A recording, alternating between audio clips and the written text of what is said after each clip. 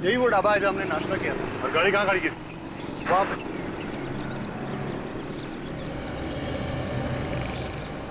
ये इधर ही गाड़ी खड़ी है। जिस जगह पे पार्क की थी गाड़ी? हाँ। देख रही हो काजल, पानी में काफी पेट्रोल गिरा था। तो हो सकता है जब ये लोग यहाँ नाश्ता करने बैठे थे उसी दौरान किसी ने यहाँ आकर छेद कर दिया पाइप में। अच्छा ये बताइए कि जब आप नाश्ता कर रहे थे यहाँ पे गाड़ी के आसपास कुछ गड़बड़ देखा कुछ? नहीं, ऐसा तो कुछ नहीं दिखा था। क्या हुआ भाई साहब, क्या हो गया? आप लोग क्या ढूंढ रहे हैं? सुराग ढूंढ रहे हैं। किस चीज का सुराग? देखिए हम लोग सीआईडी से और कुछ छानबीन कर रहे हैं। आपने इन भाई साहब को यहाँ पे फैमिली वालों के साथ नाश्ता करते हुए देखा था? साहब हर रोज न जाने कितने आते हैं हमारे ढाबे पर। मैं आया था परिवार के साथ और ये सामने बैठा था चारपाई पे। अरे याद करो भाई। हाँ साहब, ये शायद ये रात को आए थे। चलो इतना याद है तो फिर ये भी याद होगा, यहाँ पे गाड़ी के आसपास तुमने किसी ऐसे आदमी को देखा जो कुछ गड़बड़ लगा हो? हाँ साहब, एक गाड़ी यहाँ खड़ी थी और गाड़ी के चक्कर लगा रहा था एक आदमी। मुझे तो पहले लगा वो गाड़ी का मालिक है, फिर ख्याल आया कि वो कहीं गाड़ी का चोर तो नहीं है। फिर क्या किया तुमने? मैंने अपने पास बुलाया, उससे पूछा भाई तू है कौन? मेरे बात का जवाब नहीं दिया, तो फिर मैंने भगा दिया उसको। कमाल है। अच्छा कुछ पता है कैसे दिखता था वो? दिखने में लगभग 60 साल का था, काला सा चश्मा पहने हुए था और मुंह पर वो तौल ओढ़े हुए था। सर ये वही आदमी जिसने हमें लिफ्ट दी थी। जिसने लिफ्ट दी वही आदमी ने पेट्रोल पाइप में छेद कर दी? ये खून बहुत सोच समझ के किया गया है। सर सालुंके साहब, इस तकिए के कवर पे से आपको फिंगरप्रिंट मिल तो जाएंगे ना? मिलेंगे, अगर तुम थोड़ी देर शांत खड़े रहोगे तो। सालुंके, अलग तरीका है उंगलियों के निशान उठाने का। हाँ बॉस, एकदम अलग तरीका है। कैसे? ये देखो, ये गोल्ड डस्ट। हाँ। इस गोल्ड डस्ट को मैं इस कपड़े पर स्प्रिंकल करूंगा और फिर यहाँ से एक गैस पास होगी जो इस वैक्यूम से होते हुए इस केमिकल में जाएगी और यहाँ से रिएक्ट करके ये गैस इस कपड़े पर फैल जाएगी और इस कपड़े पर पसीने के निशान तो पहले से ही होंगे। सालुंके, पसीना तो उड़ जाता है, सूख जाता है। हाँ हाँ, उड़ जाता है, सूख जाता है, लेकिन उड़ने के बाद अपने कुछ निशान छोड़ जाता है, जैसे नमक, एसिड, एल्कली वगैरह वगैरह। अल्कलीन एसिड वगैरह? दया, वो सब कुछ कपड़े पर होता है। सब कुछ होता है मगर हमें अपनी आंखों से दिखाई नहीं देता है। अब हम इस गैस के जरिए इस कपड़े पर वो सब कुछ देख सकेंगे। और एक बात सालुंके, ये कवर उसी तकिए का है जिसकी वजह से रिया की मौत हो गई, मुंह दबाने से। ये कैसे पता चलेगा? पता चलेगा नहीं बॉस, पता चल चुका है, क्योंकि इस तकिए पर से हमें रिया का थूक भी मिला है जो शायद रिया का मुंह दबाने के बाद उसके मुंह से निकला होगा। अच्छा सर, ये गैस है कौन सी? सचिन, है पेलिकुलाइन bromo gas. Alkaline bromo gas? तो आपको जब ये पता चल ही गया है कि इस पे अल्कली वगैरह है तो ये सब करने की क्या जरूरत है? जरूरत है दया, थोड़ा समय रखो। और आप लोग ये मास्क पहन और ये ग्लासेस लगा लो।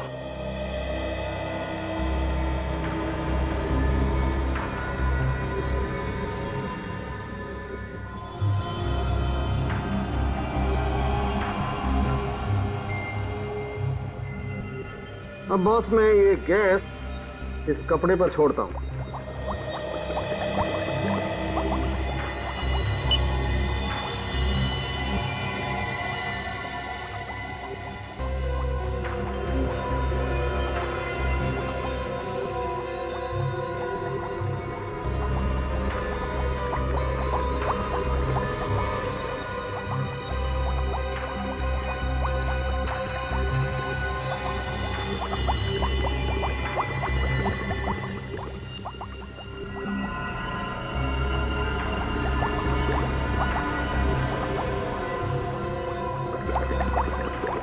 ये देखो बॉस, ये पसीने के नमक, एसिड और एल्कली ने क्या जादू कर दिया। उंगलियों के निशान? तूने तो कमाल कर दिया, बड़ा दुख हो रहा है मुझे। है? दुख क्यों रहा भाई? अरे यार, कभी तो मुस्कुराते हुए तारीफ कर दिया करो। किस खुशी में? अरे इतना काम कर रहा हूँ इस खुशी में। अभी तेरा काम ही तो है। मुझे मालूम है इस आदमी से कभी तारीफ नहीं मिल सकती है।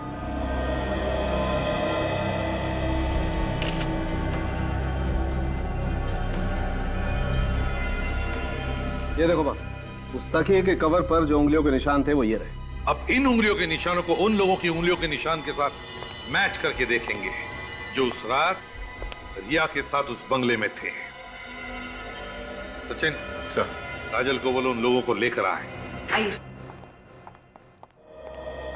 आपने हमें यहाँ क्यों बुलाया? खूनी का पता चल गया है क्या? नहीं, खूनी का पता नहीं चला है। आपकी उंगलियों के निशान लेने के लिए आपको यहाँ बुलाया। तो चलिए, आप सब लोग एक एक करके अपनी उंगलियों के निशान दीजिए। हमारी उंगलियों के निशान? जी हाँ। तो क्या खून हमने किया है? आप इनकी निशान क्यों नहीं लेते, केयर टेकर्स के? क्यों? खून हमने थोड़ी किया है। देखिए, खून किसने किया है या नहीं, ये सर्टिफिकेट तो नहीं है तुम लोगों के पास। तो जब तक खूनी का पता नहीं चलता और जब तक हम तुम्हारी उंगलियों के निशान मैच करके नहीं देखते, तब तक तुम सब पर हमारा शक है। चलिए आइए, आप आइए पहले, चलिए। ये आप लोगों की बहुत गलत बात है। परिवार के लोगों पर ही शक कर रहे हैं आप। चलिए आइए, अपनी उंगलियों के निशान दीजिए। चलिए प्लीज।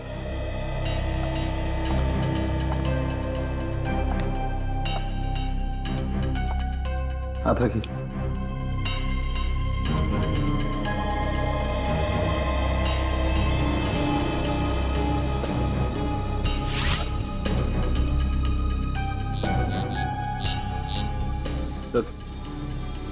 आप आइए प्लीज।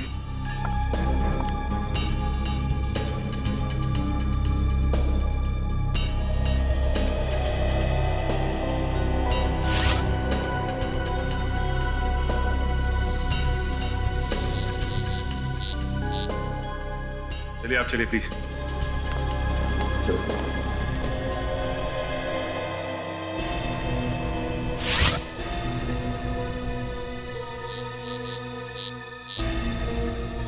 जा।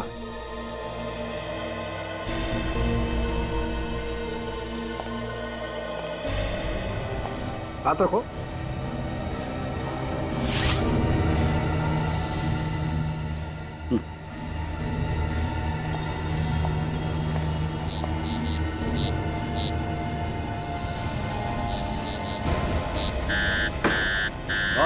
इस तकिए के कवर पर जो उंगलियों के निशान है वो इस निहाल की उंगलियों के निशान। रिया का खून तुमने किया। मैंने किसी का खून नहीं किया। मैं अपनी बहन का खून क्यों करूंगा? सबूत तुम्हारी आंखों के सामने है। ये उंगलियों के निशान वो भी तुम्हारे हैं। इसका एक ही मतलब है निहाल, अपनी बहन का खून तुमने ही किया। वाह, पहली बार ऐसा आदमी देखा जो अपनी बहन का खून करने के बाद कह रहा है कि मुझे कुछ मालूम नहीं। मैंने कभी सोचा भी नहीं था कि मेरी बहन के खून का इल्जाम मुझ पे लगेगा। बहन तो बहन होती है सर। यही तो हम भी कहना चाहते हैं कि ऐसी क्या जरूरत आ पड़ी जो तुमने अपनी बहन का खून कर दिया। उसके नाम पे कोई प्रॉपर्टी थी जो तुम हासिल करना चाहते थे? कोई प्रॉपर्टी नहीं सर, मेरा विश्वास कीजिए, मैंने अपनी बहन का खून नहीं किया। तुमने नहीं मारा? तो फिर जो उंगलियों के निशान हमें उस तकिए के कवर पर मिले थे, उसके साथ तुम्हारी उंगलियों के निशान मैच हुए ना? मैंने उस तकिए को हाथ तक नहीं लगाया। मैं तो रिया के रूम में भी नहीं गया। सर, मुझे नहीं पता कि उस तकिए पे मेरे उंगलियों के निशान कैसे आ गए। तो क्या तुम्हारी उंगलियों के निशान खुद ब खुद आ गए उस तकिए के कवर पर? ऐसा ही हुआ होगा सर। तो तुम ये कहना चाहते हो कि तुम्हें कोई फंसाने की कोशिश कर रहा है? हाँ सर, कोई मुझे फंसाने की कोशिश कर रहा है। कौन फंसाना चाहता है? वो बूढ़ा आदमी जिसने तुम लोगों को उस बंगले तक छोड़ा था, या फिर उस बंगले का केयरटेकर? हो सकता है। वैसे हम तुम्हें बता दें मिस्टर निहाल, जिस आदमी ने तुम लोगों को उस बंगले तक छोड़ा था वो 6 साल पहले मर चुका है। 6 साल पहले मर चुका? जी हाँ। लेकिन मैंने और मेरे परिवार ने खुद उसे अपनी आंखों से उस रात देखा था। सचिन, सचिन, गड़बड़ है, कुछ तो गड़बड़ है। एक काम करो, तुम, दया और फ्रेडी उस बंगले में जाओ जहां पर रिया का खून हुआ था और देखो। मुझे लगता है सचिन, यहाँ पे कुछ ऐसा हुआ है कि क्या खड़ी, क्या बात है? अगर उन लोगों को पता चल गया कि हम लोग यहाँ पे हैं तो क्या डर लग रहा तुम्हें? नहीं, डर कौन रहा है? फ्रेडी, अपनी चोंच बंद करो और चुपचाप वहां दीवार की तरफ मुंह करके खड़े हो जाओ। जाओ आवाज़ आ रही है। चुप जाओ।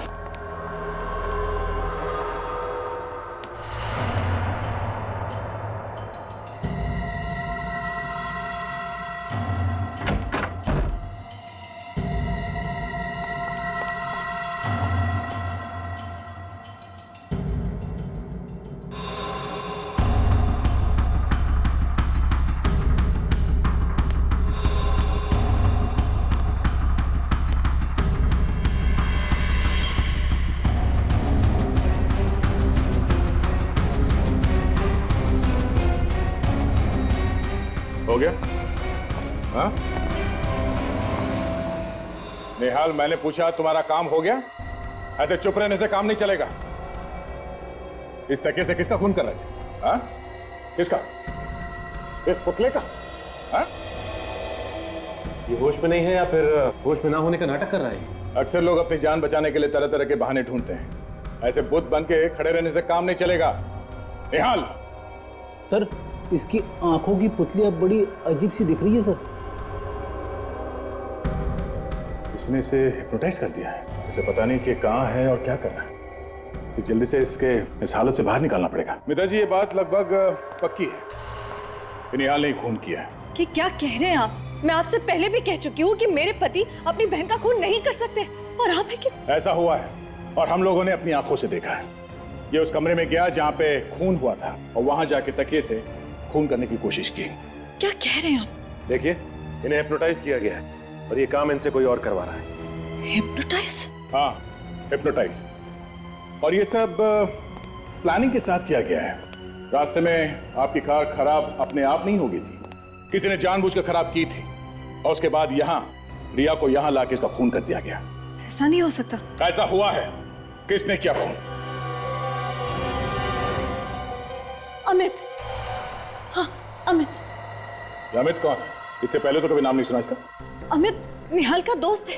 अमित निहाल का दोस्त है तो अमित ही क्यों? क्योंकि अमित को हिप्नोटिज्म आता है। अमित को हिप्नोटिज्म आता है? हाँ। ये अमित रहता कहाँ है? अमित वो आए दिन संगनी थिएटर में हिप्नोटिज्म के शोज करता है। ये जरा फोन दीजिए please. Give me your phone.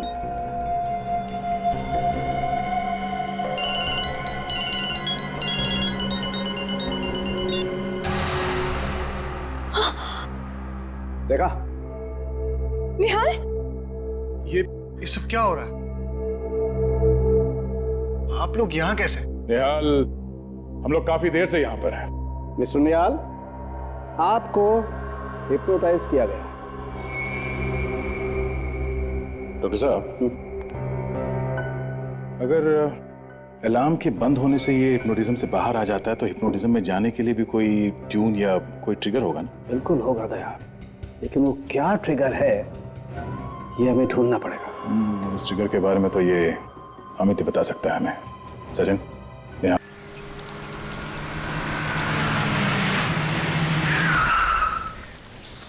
विवेक, ये वही संगनी थिएटर है ना जो निहाल की बीवी मीता ने बताया था?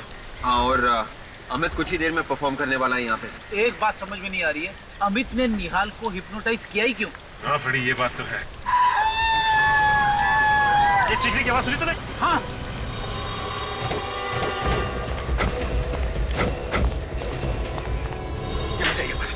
हटिया लो प्लीज। प्लीज। माय गॉड, पीछे मार चुका है। लगता है खुद को गोली मारी। अगर विवेक, कभी कभी जो दिखता है वैसा होता नहीं। अच्छा, आप में से किसी ने इसे अपने आप को गोली मारते हुए देखा क्या? नहीं सर, हम लोग दरवाजा खोल के जब अंदर आए तो ये आदमी मरा हुआ था। और भी कोई था यहाँ पे इस ग्रीन रूम में? नहीं सर, यहाँ पे तो और कोई नहीं था। कोई ऐसे ही दरवाजा खुला छोड़ के आत्महत्या नहीं करेगा। क्या विवेक, इसी सवाल का जवाब हमें भी ढूंढना है। अच्छा, इस गन को ध्यान से देखिए। इस पे साइलेंसर लगा हुआ है और ये देखिए, इसका नंबर मिटाया गया है। किसने किया ये? नहीं सर, इसके बारे में पता नहीं है। ठीक है, देखिए वैसे पेपर।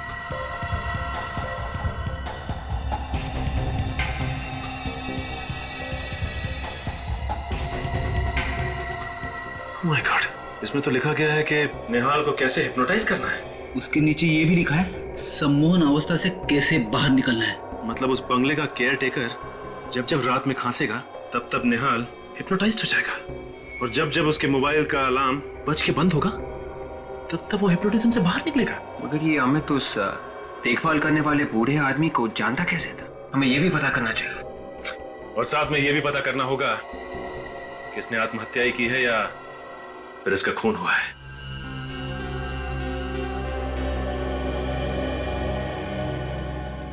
सर, गन पे कहीं भी उंगलियों के निशान नहीं?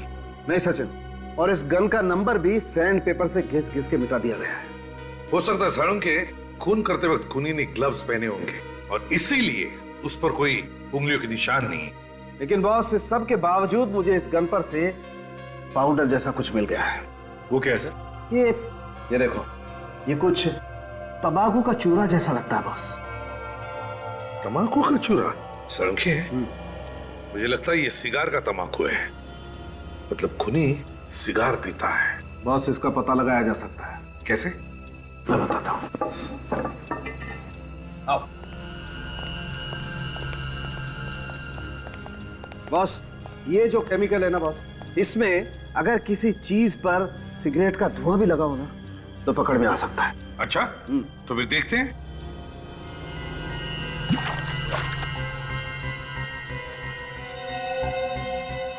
ये देखो बॉस, इस गन पर सिगरेट का धुआं लगा हुआ था। इसका मतलब है सारंग के ये खूनी सिगार पीता है। सर कहीं ऐसा तो नहीं कि ये अमित सिगार पीता था? आपने इसके हाथ चेक किए क्या? चेक किए, वो सिगार नहीं पीता। सर हमें उस आदमी को ढूंढना होगा जो सिगार पीता है। ये सब निहाल की गाड़ी खराब होकर रुक जाना, फिर उस सफेद वैन वाले का निहाल को लिफ्ट देकर उस बंगले तक पहुंचाना, ये सब जानबूझकर सोच समझकर किया गया है।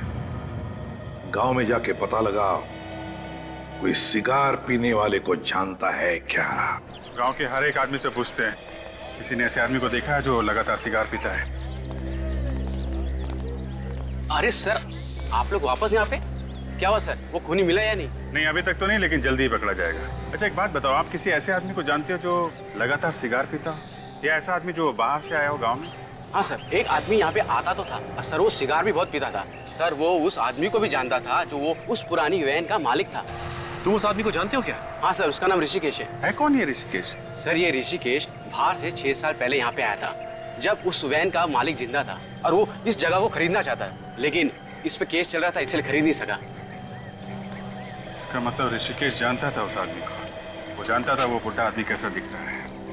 हाँ सर, तो इसीलिए ये ऋषिकेश उस वैन वाले बुड्ढे का भेष बदल कर घूम रहा था।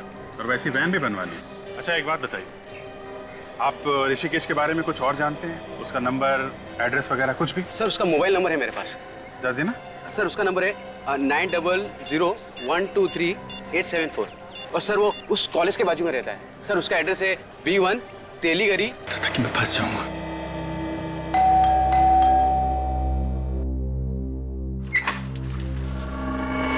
ऋषिकेश हो ना? हाँ, आप लोग? सब पता चल जाएगा। कौन है आप? ऐसे कैसे अंदर घुसते चले आए? क्या बदतमीजी है ये? ये बदतमीजी नहीं है।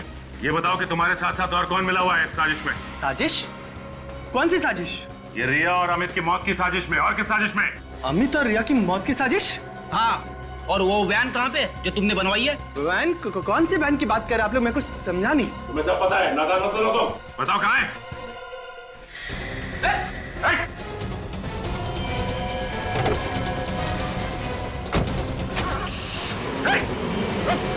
Oh my God, भाग गया। पीछे करते हैं इसका। बेटे को भी बुला लो।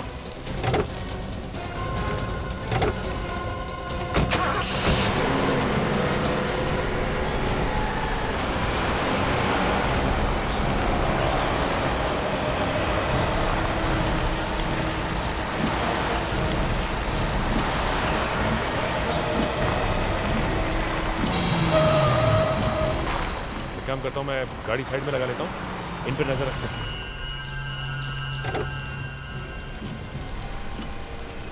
पीछा तो छूटा।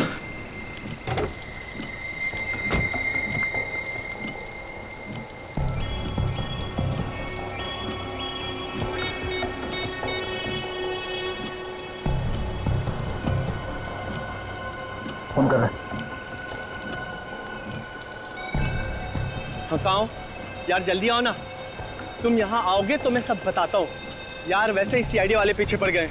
हाँ वही पुरानी वाली जगह पे। हाँ जल्दी आओ। कोई आने वाला है और ये उसी का इंतजार कर रहा है। हाँ मुझे इसके हाव भाव को तो देख के यही लगता है कि यहाँ पे किसी को मिलने के लिए बुलाया है। कोई गाड़ी आई है।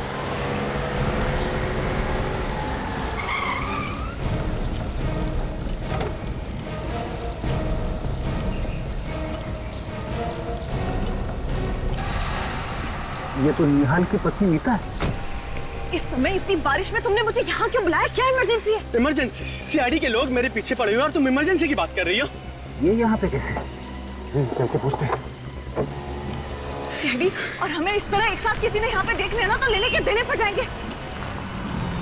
सीआईडी वाले आ गए।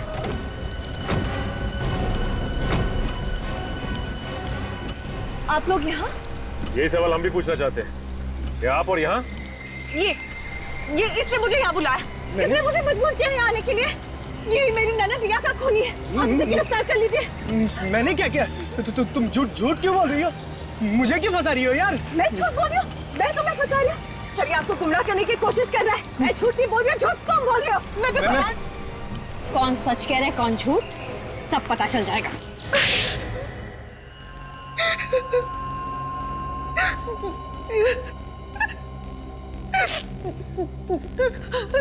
बता, क्यों मारा तुमने अमित और रिया को? निहाल को फंसाने के लिए। निहाल को फंसाने के लिए? तुमने अपने ही पति को फंसाया, लेकिन क्यों? मैं प्यार ऋषिकेश से करती थी, लेकिन मेरी शादी निहाल से हो गई। इसीलिए हम दोनों ने प्लान बनाया कि निहाल को खून के इल्जाम में फंसाकर उसको जेल भिजवाकर हम दोनों शादी कर लेंगे। और गोवा घूमने जाने का प्लान वो भी तुम्हारा ही था ना? हाँ, जब हम घूमने गए तो ढाबे पर कुछ खाने के लिए रुके और उसी समय मौका पाकर ऋषिकेश ने गाड़ी के पाइप में छेद कर दिया और गाड़ी बीच जंगल में रुक गई। मैं पीछे पीछे आ गया। फिर इन लोगों को लिफ्ट देने के बहाने उस पुराने बंगले में ले गया। और उसी बंगले में तुम आत्मा बन के रिया को डराने लगे ताकि लोगों को लगे कि वहां पे आत्मा है, किसी ने रिया का खून किया है। हाँ। और फिर अमित ने निहाल को हिप्नोटाइज किया, सम्मोहित किया और उसी के हाथों रिया का खून करवाया। हाँ। मगर तुम लोगों ने अमित को क्यों मारा? क्योंकि हमें डर था कि वो हमारा भांडा फोड़ देगा। तुम्हें शर्म नहीं आई ये सब करते हुए? कम से कम अपने बच्चों के बारे में तो सोचा होता। कभी कभी ज्यादा चालाकी भी लोगों को फंसा देती है, जैसे तुम दोनों को फंसा दिया। सबसे बड़ी गलतियां तो तुमने की ऋषिकेश। 6 साल पहले मरे हुए आदमी का हेस बनाकर आ गए। और दूसरी तुम्हारी सिगार की लत। भूल गए तुम कि smoking is injurious to health. सड़ते बैठना दोनों भी जेल में, फांसी का ऑर्डर आने तक। करने का मजा ही कुछ अलग होता है, लेकिन बारिश होती तो और मजा आता। क्यों बुआ? सही कह रही है आप। अच्छा हुआ कि हमने एक बाहर निकलने का प्लान बना लिया, वरना घर पे बैठ के टीवी देख रहे होते।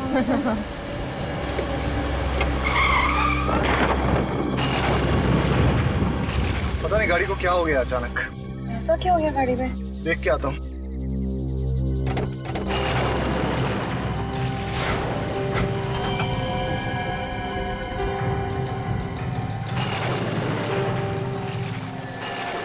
क्या हुआ यार?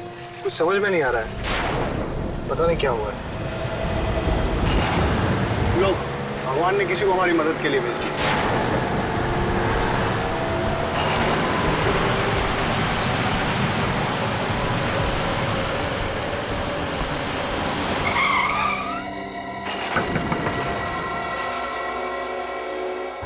भाई साहब, हम लोग बहुत परेशानी में हैं।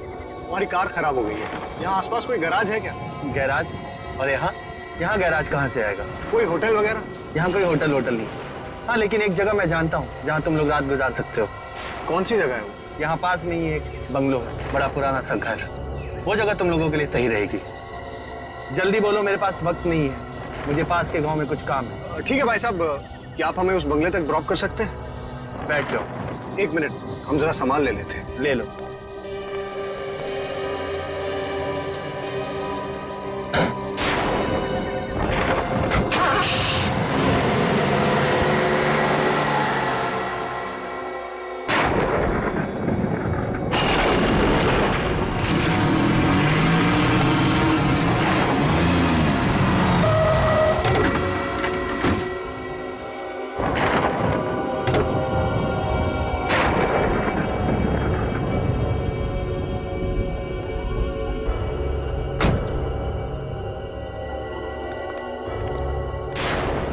शुक्रिया बोल देता हूँ। हाँ हाँ। अरे भाई साहब, आप कहाँ जा रहे हैं? लो, शुक्रिया बोलने का मौका भी नहीं दिया। वैसे काफी परेशानी उठाई इन्होंने अपने लिए। नहीं अच्छा हुआ इन्होंने हमें छोड़ दिया, वरना सारी रात जंगल में ही काटनी पड़ती। चलो अभी चलते हैं अंदर, देखिए कौन है अंदर। चलो आराम से। ये है बंगला। पापा मुझे तो ये घर बहुत अच्छा लगा, आपको कैसे लगा घर? अंदर देख लेते हैं, फिर बताते हैं। वैसे अच्छा हुआ ये जगह मिल गई, नहीं तो पता नहीं क्या करते रात भर। हाँ बहुत दिक्कत हो जाती। कौन है आप लोग? अचानक कैसे आ गए बिना बताए? हम लोग बहुत मुसीबत में हैं। क्या हम एक रात के लिए यहाँ रुक सकते हैं? ये कोई होटल नजर आ रहा है तुम्हें? हमें मना किया गया है, यहाँ किसी को रहने मत दो। सिर्फ एक रात की तो बात है, सुबह होते ही हम यहाँ से चले जाएंगे। नहीं नहीं, यहाँ कोई नहीं रह सकता। चाहिए तो पैसे रख लो। पैसों का लालच मत देना, कोई फायदा नहीं। बाबा पैसे का लालच नहीं देगा, छोटे छोटे बच्चे हैं हमारे साथ, अभी इनको लेके कहाँ जाएंगे रात में? ठीक है, इन बच्चों की वजह से रहने दे रहा हूँ, वरना 1 मिनट भी यहाँ रुकने नहीं देता। वैसे ये कौन है आपके साथ? एक मैं हूँ, ये मेरी पत्नी है, ये मेरी बहन है और बच्चे हैं साथ में बस। ठीक है, आइए मेरे साथ। चलो आइए, अंदर आइए।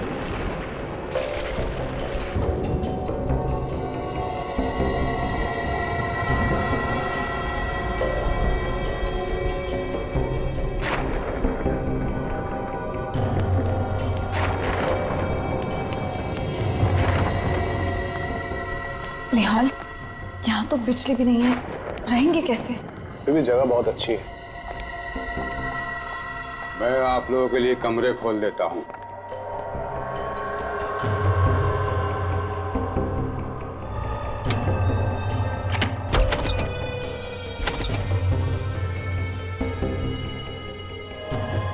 मैंने आप लोगों के लिए कमरे खोल दिए, उन्हीं में रह लो, लेकिन सिर्फ 1 रात के लिए। हाँ बाबा, बस आज की रात, कल सुबह हम लोग चले जाएंगे। चले? चलो।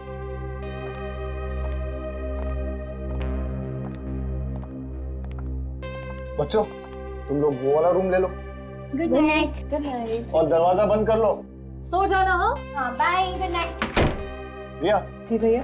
ये वाला रूम। ठीक है भैया। ओके। गुड नाइट भैया, गुड नाइट। और हम लोग यहाँ चलते हैं।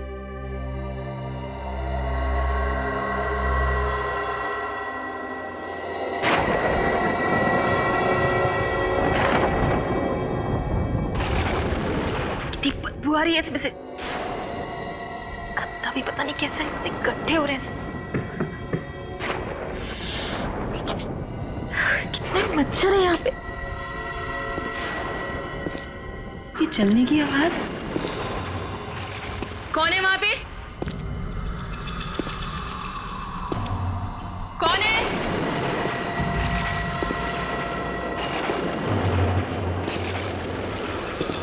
कौन चल रहा है यहाँ पे? कौन है? कौन है?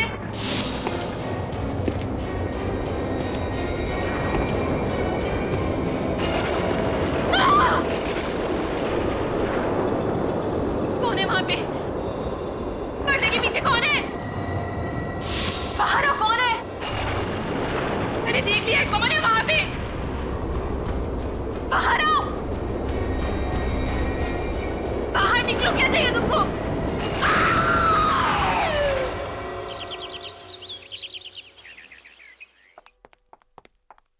ये रीरी। निहाल साहब, आप लोग तो वाकई में जबान के पक्के निकले।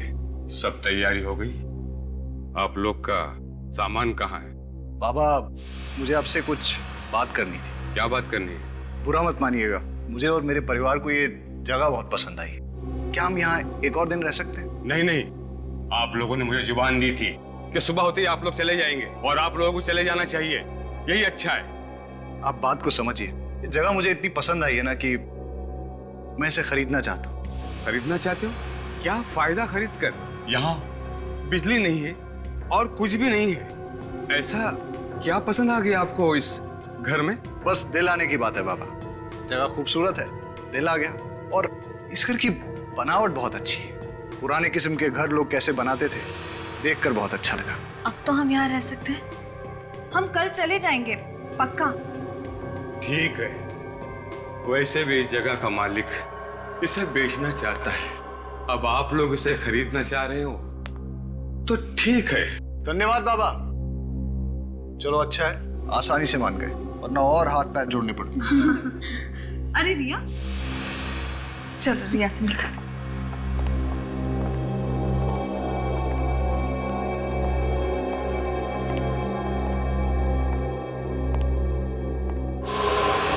क्या हुआ रिया?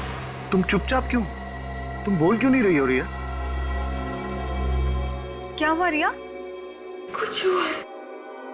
क्या? मैं सारी रात सो नहीं सकी। क्यों? बोलो रिया। जैसे मैं सोने वाली थी, मुझे मेरे कमरे के बाहर किसी की चलने की आवाज सुनाई दी। चलने की आवाज? मैंने आगे बढ़ के देखने की कोशिश की तो अचानक से कमरे का पर्दा जोर जोर से हिलने लगा और कोई मेरी तरफ को बढ़ा और उसने मुझे कस के जकड़ लिया। तुम क्या बोल रही हो रिया?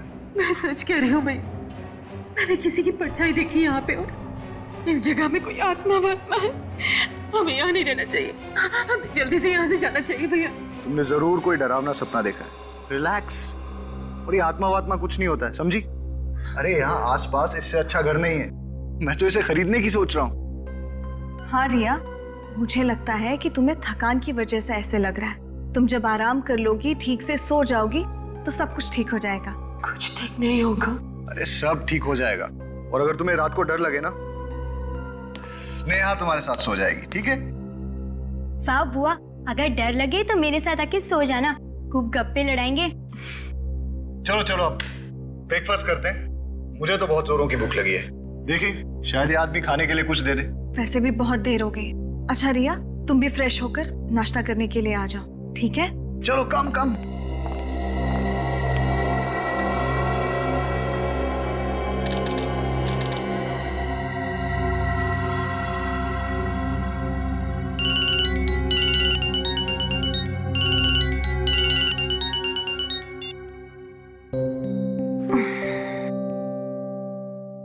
Good morning. Good morning. Good morning. चलो चल के स्नेहा और रिया को भी उठा ही लेते हैं। Good morning. Good morning. बेटा, आपको रात को तो अच्छे से नींद आई ना? मुझे तो जम के नींद आई। रात को जो सोई अभी आँख खुली, वो भी जब हमने जगाया तब।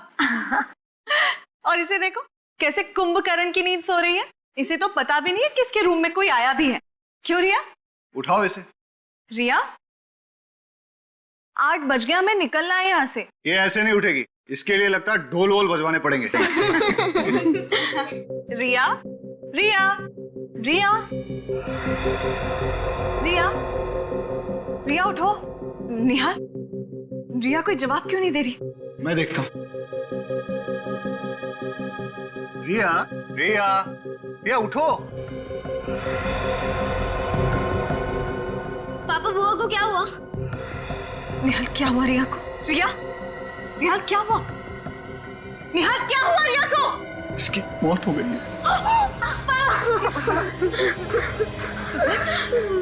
क्या अचानक कैसे हो गया? कल रात तक तो रिया ठीक थी, है ना? हाँ माँ, रात तक बुआ ठीक थी। निहाल, मुझे लगता है ये उसी आत्मा का काम है जिसके बारे में रिया हमसे बात कर रही थी। फिर वही बात, इस बंगले में कोई आत्मा वात्मा नहीं है। हो सकता है सिर्फ हार्ट अटैक आ गया हो। या हार्ट अटैक? इतनी कम उम्र में हार्ट अटैक? यार मुझे लग रहा है मैं अभी सीआईडी को कॉल करता हूँ।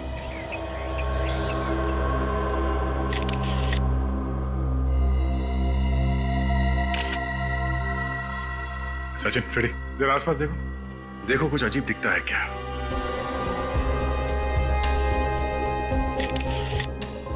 ये दरवाजा अंदर से बंद था? नहीं सर, बंद नहीं था। तो कोई भी आसानी से घुस सकता था।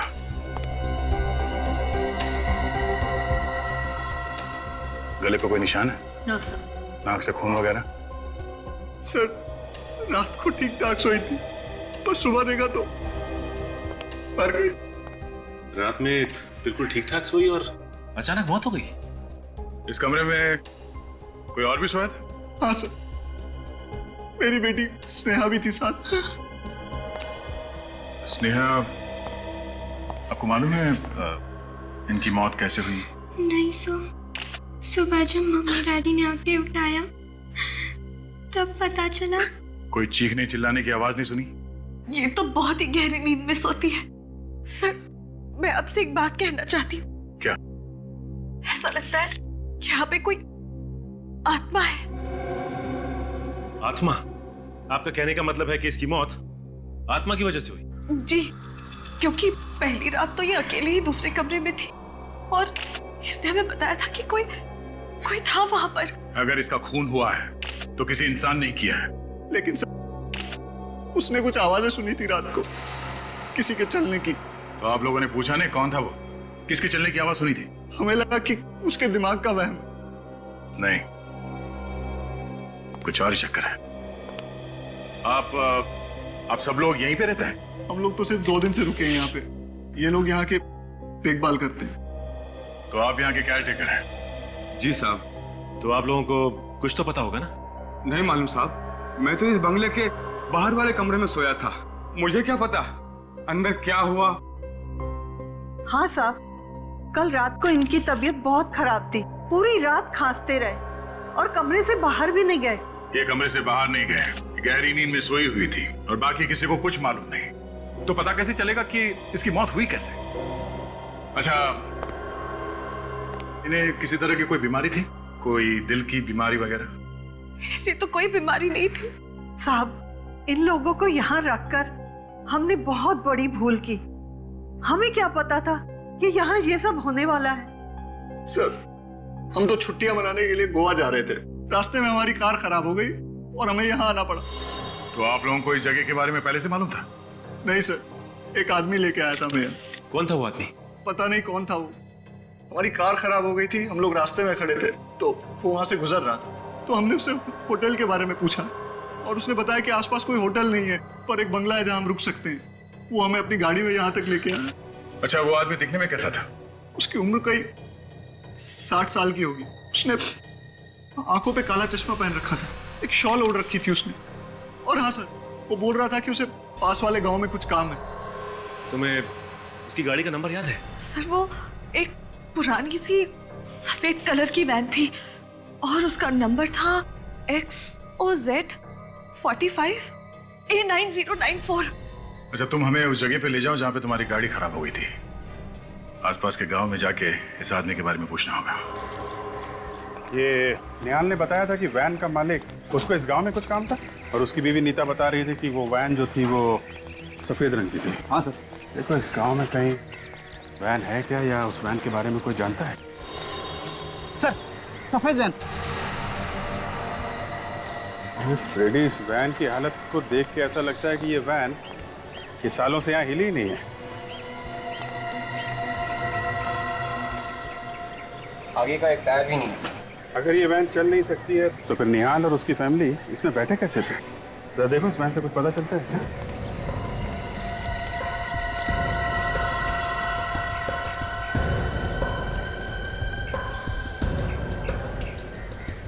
क्या? सर, गाड़ी का नंबर वही है तो निहाल की पत्नी ने बताया। सर, गाड़ी के अंदर का आधा सामान गायब है सर। अगर ये गाड़ी किसकी है जरा पता करो। इनसे पूछ, उनसे। भाई साहब, इस गाड़ी का मालिक कौन है? सर, मैं इस वैन के मालिक को जानता था। जानता था? क्या मतलब? अभी कहाँ है वो? सर, इस वैन के मालिक की मौत 6 साल पहले हो गई थी, तब से ये वैन यहीं खड़ी है। एक मिनट, इस वैन का जो मालिक था वो बुढ़ा सा था, काला चश्मा लगाता था और शाल वगैरह ओढ़ता था? हाँ सर, मैं उसी के बारे में बोल रहा हूँ सर। लेकिन अब वो इस दुनिया में नहीं रहे। लेकिन आप लोग मुझसे ये सब क्यों पूछ रहे हैं? देखिए, हम लोग CID से एक केस के सिलसिले में पूछताछ कर रहे हैं। CID? भाई साहब, इस वैन का मालिक सचमुच मर चुका है क्या? हाँ। ठीक है, अभी आप जा सकते हैं। जरूरत होगी तो दोबारा बुलाएंगे। Thank you sir. मुझे तो लगता है निहाल को आत्मा ने ली हुई थी, तभी तो निहाल बच गया और उसकी बहन मर गई। तुम्हारी ये जो भी आत्मा है ना, मैं उसको पकड़ के ही छोड़ूंगा।